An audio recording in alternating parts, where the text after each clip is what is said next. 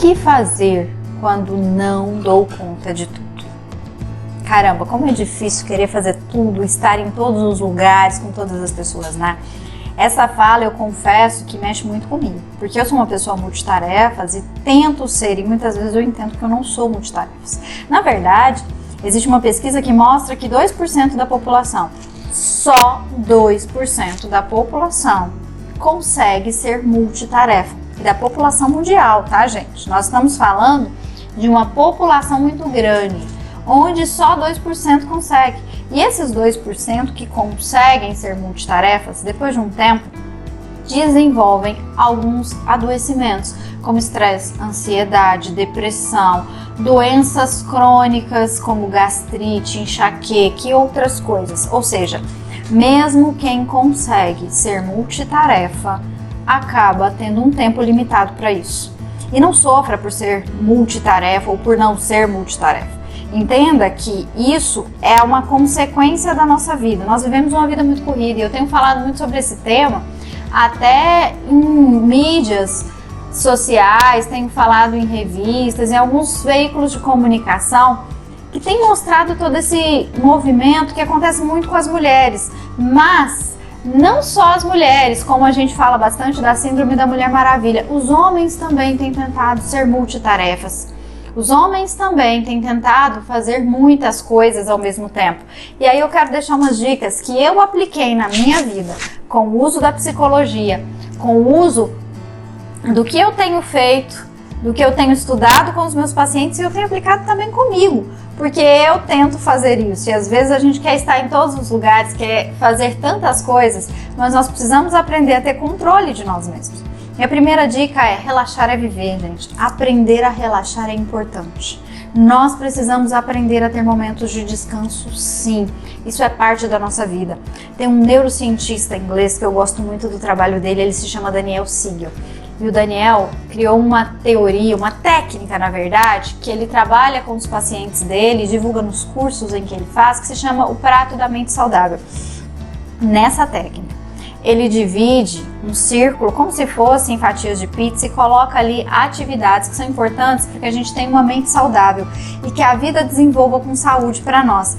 Ele coloca ali o nosso focar, que é a hora de trabalhar, de executar, de fazer coisas ativas, o cuidado com a saúde, que inclui o nosso sono, alimentação, exercício físico, ir a médico, se preocupar com você, sua saúde mental, aprender a ser uma pessoa que tem uma espiritualidade também. Nós precisamos exercitar a nossa fé.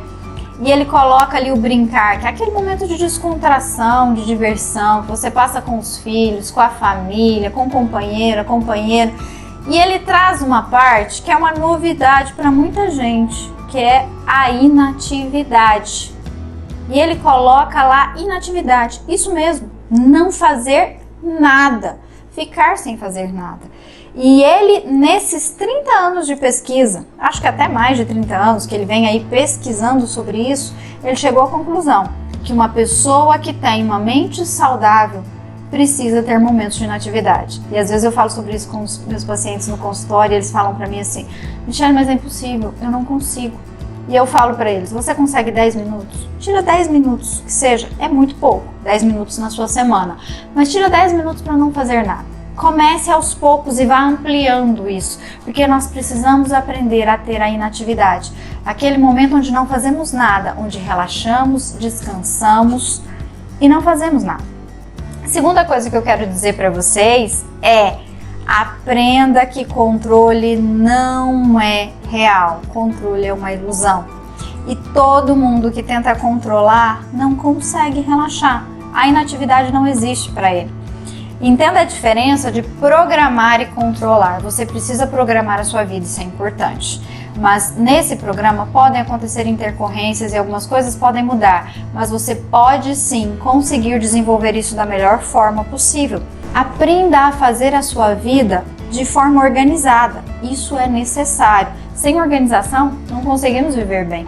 Mas entenda que um controle metódico, ele é irreal. ele não existe. Existem circunstâncias que fogem de nós e que nós vamos sim sofrer com elas. E uma pessoa que controla, ela realmente não consegue ter inatividade porque ela vai ficar pensando nas circunstâncias o tempo todo e tentando organizar tudo. E é importantíssimo que você entenda isso.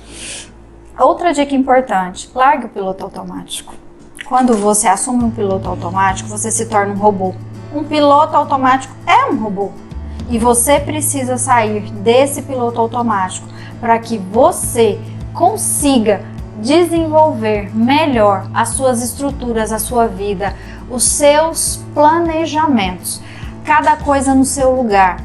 Mas entenda que quando você se torna um robô, um piloto automático, você só se torna um executor, você não vive. Uma pessoa no piloto automático, ela tem menos relacionamentos, ela vive menos, ela tem menos prazeres na vida, ela não consegue simplesmente saborear uma comida que faria bem para ela. E isso vai só trazendo sofrimentos e desconectando a relação de uma forma muito complexa. A relação com você mesmo fica prejudicada, você perde a sua essência muitas vezes.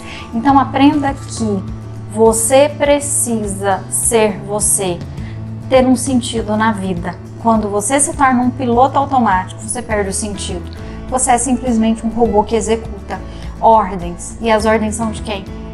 O pior é que as ordens são de você mesmo. Cuidado com isso. Às vezes estamos adoecendo para construir um mundo que nós não sabemos nem onde queremos chegar. Tenha cuidado e aprenda a viver melhor.